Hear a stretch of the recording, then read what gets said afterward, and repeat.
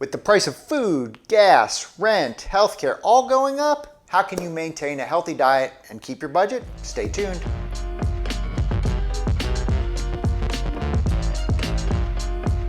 Thanks so much for watching today. I'm Dr. Blake. I am the Cooking Doc. I'm a board certified nephrologist. And though I am a kidney doctor, I am not your doctor. So make sure you talk about all health changes with your medical practitioner. Now, before we get going, make sure you hit that subscribe button, click that bell so you never miss a new recipe or a new health tip. One of the things I've heard repeatedly from my patients over the course of the last few months is that the money they have just doesn't go as far as it did a year ago. And a lot of that is because of inflation.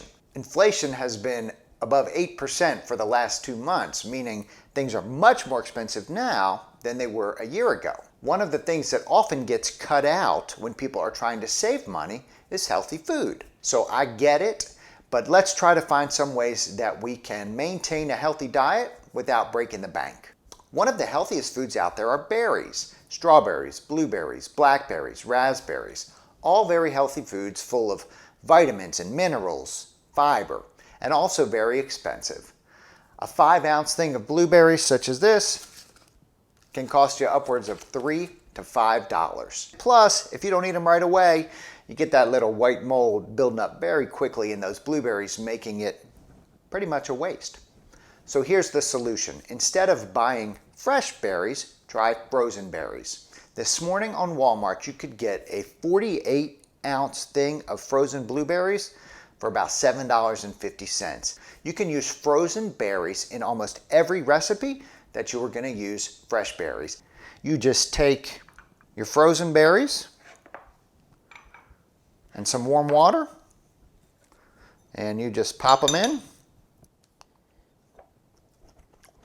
and the nutrition profile will be almost exactly the same. Next, let's talk greens. And we're going to go down the same road with the fresh greens as we did with the berries. If you ever buy spinach or chard or kale, you have to use it right away or else it ends up looking like this. Wilted, gross, and once it gets this point, it starts to smell, your refrigerator stinks, and then you don't use it, and that's $3, $5 down the tubes. The good news with those leafy green vegetables is you can also get them frozen.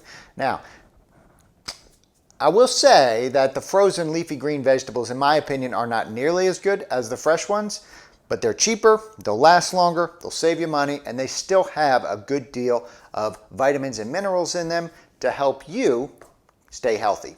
What other foods can you get that are inexpensive that will also be healthy? How about root vegetables? Sweet potatoes, squashes. Those root vegetables will last a long time. If you have diabetes, just be careful about how starchy the root vegetables are that you choose. Maybe choose some parsnips instead. And if you have kidney disease, watch for those squashes and potatoes that are high in potassium.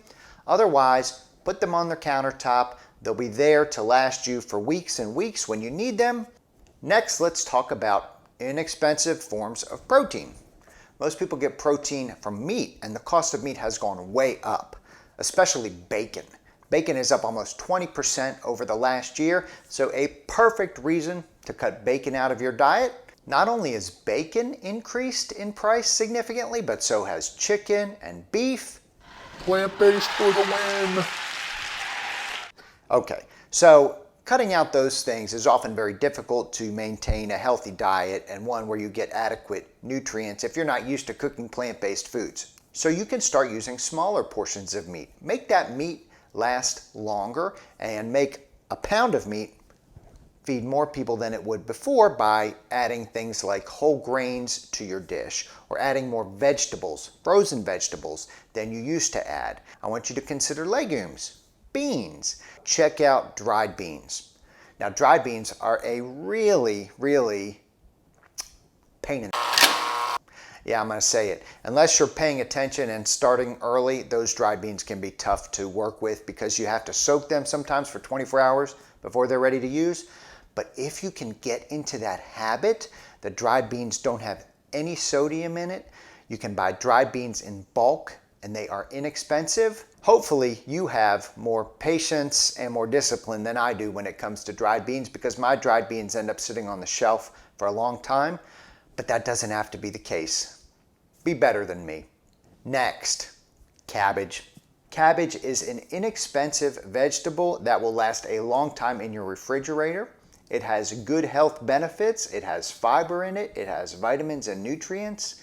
Cabbage can be used to replace things like spinach or kale in a recipe. It can be used to thicken up soups. Cabbage has a ton of uses. It's also a great low potassium substitute for cooked greens. Cabbage isn't sexy, except for those red cabbages. Those red cabbages are pretty darn sexy. But it's inexpensive, it's cheap, and it is versatile and healthy. How else can you save money? Well, if you like to grow food and you've got room for it, set up a garden, of course. I don't have a green thumb, so not an option for me, but if you do, maybe it's a good option for you. Next, let's talk about desserts. Everybody's favorite. It's kind of hard to cut out those desserts all the way, but they are getting expensive. Packaged cookies, frozen ice creams, $4, $5, $6 at the grocery store. Try buying a bag of dark chocolate chips at the grocery store. Put it in a little Tupperware and put it in your closet, and then when you want dessert, take about 10 of those chocolate chips, put them in a bowl, eat them mindfully. Savor that dark chocolate, less calories, less expensive, and you get the benefit that maybe dark chocolate is healthy for you. I'm Dr. Blake, the Cooking Doc. Thanks so much for watching today. As things get more and more expensive, it's going to be harder and harder to maintain healthy eating habits, both at home and when you go out to dinner. Make some of these changes. Try them, see how they work. You have to have discipline. Make sure you subscribe to my channel, share this video, like it, comment, tell me where I messed up or where you think I should go with my next video, and we will see you next time.